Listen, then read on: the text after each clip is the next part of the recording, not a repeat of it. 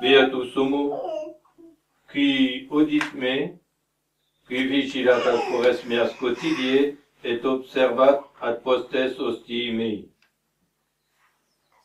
Bienheureux l'homme qui m'écoute et qui est vigilant et qui est devant ma porte tous les jours et qui observe tout ce que je fais. Au nom du Père et du Fils et du Saint-Esprit, ainsi soit-il. Donc aujourd'hui, c'est la fête, plutôt la solennité des victoires du Saint-Rosaire, puisque c'est aussi la fête de Notre-Dame des Victoires. Et à cause des nombreuses victoires qui ont été remportées par les chrétiens, par la prière du Rosaire, et celle-ci sur l'injonction toute spéciale du pape Saint Pie V, pour les papes. Mais c'est aussi, et principalement, la fête donc du Saint-Rosaire. Et le Saint-Rosaire, c'est en quelque sorte le résumé de toute l'année liturgique. C'est tellement vrai que l'office magnifique qui a été fait sous le pape Léon XIII reprend des antiennes de l'office pour l'ascension, pour la résurrection, etc. Puisque en quelques dizaines, on repasse tous les grands mystères de la foi. De là, les paroles « Bienheureux celui qui observe, qui est attentif à tout ce que je fais ». On se rend compte avec les petits apprennent tout par mimétisme. Ils regardent, ils écoutent, ils reprennent l'accent. Si c'est un petit du Midi, il reprend l'accent du Midi. Si c'est quelqu'un du Nord, il reprend l'accent du Nord. Si c'est quelqu'un de Lyon, il reprend l'accent de Lyon. Il n'y a rien à faire. Et ça, c'est imprégné sur l'enfant, et l'enfant, il regarde. Eh bien, en quelque sorte, c'est ce qui nous est demandé de faire avec la très sainte Vierge Marie. Et avec notre Seigneur, puisque ce sont les mystères de notre Seigneur. La religion, c'est ce qui nous relie à Dieu.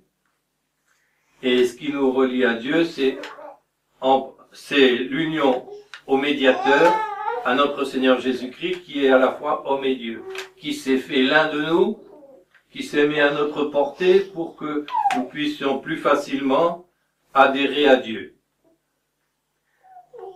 Je voudrais vous citer une parole que j'ai entendue de prêtres plus âgés, maintenant défunts, et qui disait « Combien c'est lamentable de constater que nos jeunes gens et jeunes filles font des études de plus en plus poussées sur tous les sujets, ce qui est une très bonne chose en soi, mais restent à leur niveau de catéchisme primaire pour les questions de la religion.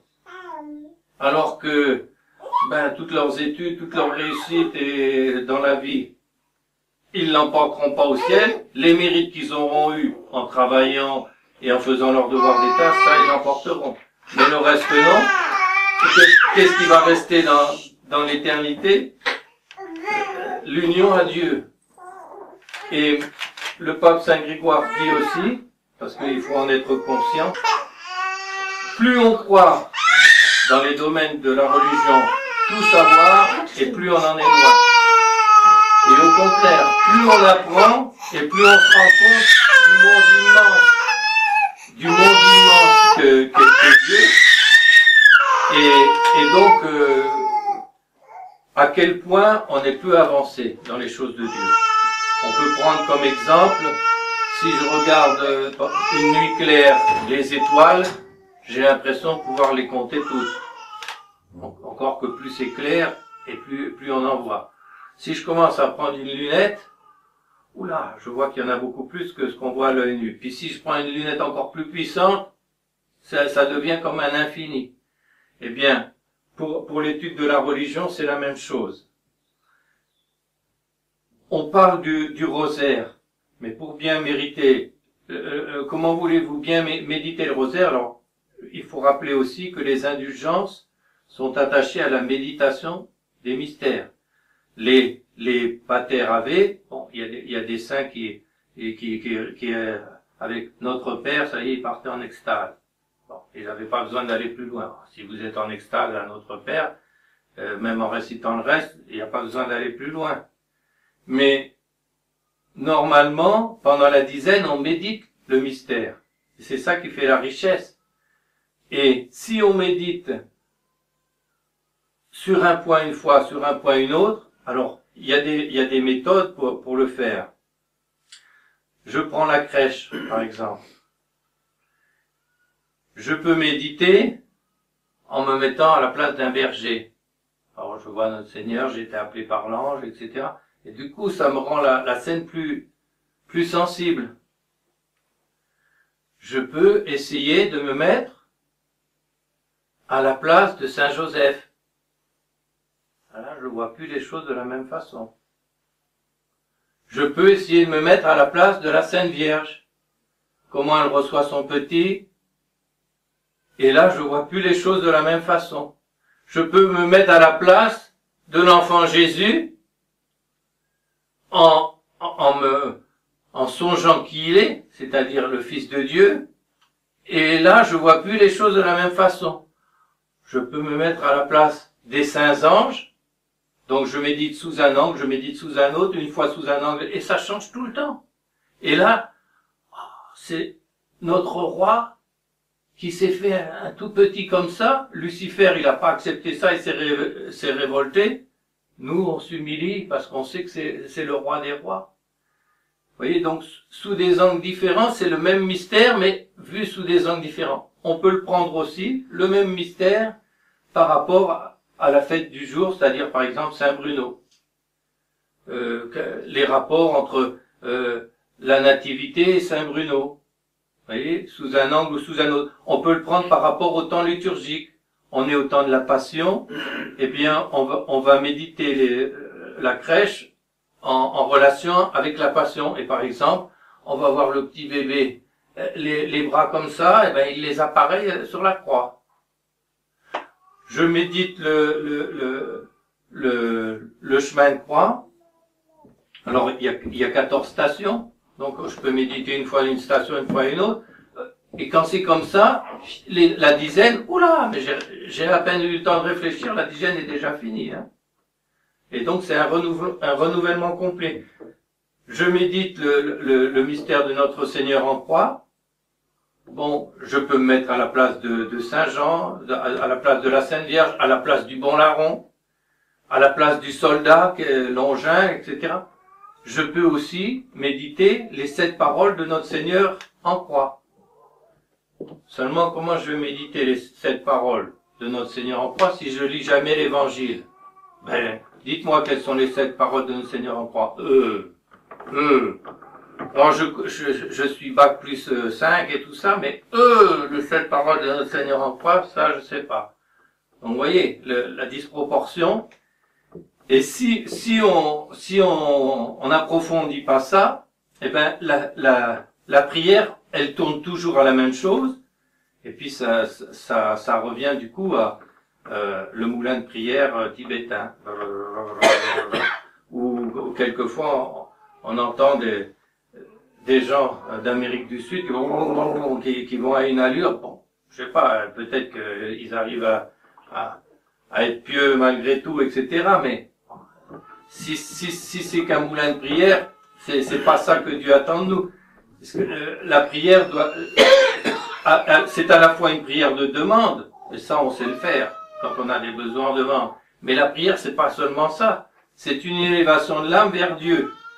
Si on nourrit pas notre piété par une connaissance plus grande, ben on va rester au niveau du catéchisme, on sera un sous-développé sur le plan chrétien. Et il n'y a pas besoin d'être religieux ou religieuse pour comprendre que les choses de Dieu, hein. Et alors on peut s'aider, bon, de la vie des saints, puisque comme le dit Saint François de Sales, la vie des saints est à l'évangile ce que une musique chantée est à une musique portée. Donc c'est l'évangile réalisé par des gens qui sont comme nous, Il y a toutes sortes de saints dans toutes les professions, dans tous les états. Donc on peut plus facilement les imiter. Il y a aussi des écrits qui sont plus sublimes et en même temps plus simples. Par exemple, pour la méditation du rosaire, vous avez toute la Tertia Pars de saint Thomas. Pourquoi l'ange s'est adressé comme ça? Pourquoi la Sainte Vierge elle était habillée de telle manière? Pourquoi? Il y a des tas de questions comme ça. Et du coup, on voit les objections, on voit les réponses de saint Thomas, et ça alimente énormément. C'est pareil les livres qui commentent la Sainte Écriture. Ça, forcément, les pères donnent le sens spirituel. Par exemple, on voit Sainte Marie-Madeleine qui vient essuyer les pieds de notre Seigneur. Eh bien, quand on sait avec Saint Grégoire le Grand que le corps de notre Seigneur représente la Sainte Église, que les pieds, ça peut représenter les apôtres qui soutiennent tout le corps, mais ça, c'est aussi les membres les plus inférieurs, les plus humbles, donc ça va être les pauvres. Et Saint Grégoire nous dit, elle essuie les pieds de notre Seigneur avec sa chevelure, c'est-à-dire avec son superflu. Et après, elle embaume les pieds de notre Seigneur avec du parfum, et ce parfum, c'est sa vertu, c'est le bien qu'elle fait aux pauvres de notre Seigneur. Si on a tout ça, alors la piété, la prière est alimentée, et c'est une richesse, et ça aide à s'unir. Si on reste, je dirais, à l'écorce, on rentre pas dans le fond du mystère, on passe à côté de grands mystères. Il y a d'autres choses, d'autres lectures qui sont peut-être plus faciles, par exemple, et c'est de la haute théologie entre parenthèses, mais de la haute théologie, je dirais, à la portée de tous, vous lisez les dialogues de Sainte Catherine de Sienne. C'est extraordinaire. C'est plein de richesses et autres. Donc, il faut bien se mettre en compte que dans la piété, si on n'avance pas, si on se nourrit pas, eh ben on recule. Et comme on est dans un monde qui nous détourne complètement des choses de Dieu, et qu'en plus, nous, on se trouve dans une situation où on n'a même pas régulièrement les offices, les sacrements, etc. pour nous aider, c'est encore plus dur. Alors, si on pallie pas par des saintes lectures, par des saintes méditations et autres, eh ben on va s'atrophier. Puis, vous voyez, il y a des moments où on se dit, mais comment ça se fait qu'un enfant qui a reçu tout ça, tout d'un coup, mais il a jamais appris vraiment à aimer notre Seigneur. Il est resté à l'écorce de la religion, à l'écorce extérieure. Si tant d'âmes se sont attachées à notre Seigneur au point de tout quitter, c'est que notre Seigneur est aimable. Seulement, pour qu'il soit aimable, il faut d'abord apprendre à le connaître. Si on n'apprend pas à le connaître, ben on passe à côté. Donc voilà, la résolution qu'on peut prendre en méditant le rosaire, et il faut penser à cette parole on pense que c'est pas directement dans l'apparition de Fatima elle-même, mais c'est après, cette parole de Notre-Dame à Sœur Lucie, viendra un temps où vous n'aurez plus que le rosaire. Ben, je pense qu'on y est dans ce temps-là. Et vous qui avez, je dirais, le bonheur d'avoir une magnifique bibliothèque, toutes sortes de possibilités de ce côté-là, il faut apprendre à aller chercher les trésors qui sont enfouis dedans. Eh bien, demandons à Notre-Dame d'avoir la sagesse d'appliquer ces paroles de l'Écriture. Bienheureux ceux qui m'observent, qui observent surtout notre Seigneur, l'imitation de Jésus-Christ. C'est tout le secret de la vie des saints.